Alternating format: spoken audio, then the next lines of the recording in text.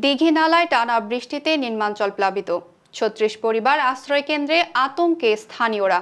খাগড়াছড়ির দীঘিনালায় টানা ৫ দিনের বৃষ্টিতে প্লাবিত হয়েছে মেরুং ইউনিয়নের বেশ কয়েকটি নির্মাঞ্চল। মেরুং রোড পানির নিচে চলে যাওয়ায় স্থানীয়দের চলাচলের দুর্ভোগ দেখা দিয়েছে। বিশেষ করে শিক্ষার্থী, রোগী ও কর্মজীবীরা চরম ভোগান্তিতে পড়েছেন। বৃষ্টির পানি ঢুকে পড়েছে বসতবাড়িতে, অনেকে হয়ে পড়েছেন পানিবন্দী। ইতিমধ্যে অন্তত ৩৬টি পরিবার আশ্রয় নিয়েছে স্থানীয় আশ্রয় কেন্দ্রে। জেলা প্রশাসনের তথ্য মতে শতাধিক মানুষকে নিরাপদে সরিয়ে নেওয়া হয়েছে এবং আশ্রয় কেন্দ্রে শুকনো খাবার, বিশুদ্ধ পানি ও চিকিৎসা সহায়তা পৌঁছে দেওয়ার কাজ চলছে। স্থানীয়রা জানিয়েছেন, বৃষ্টি অব্যাহত থাকলে পুরো এলাকা যোগাযোগ বিচ্ছিন্ন হয়ে পড়তে পারে। প্রশাসন সবাইকে সতর্ক থাকতে এবং প্রয়োজন হলে নিকটবর্তী আশ্রয় কেন্দ্রে সরে যেতে বলেছেন। দীঘিনালার মানুষ এখন অপেক্ষায়, আবহাওয়া একটু স্বস্তি দিক।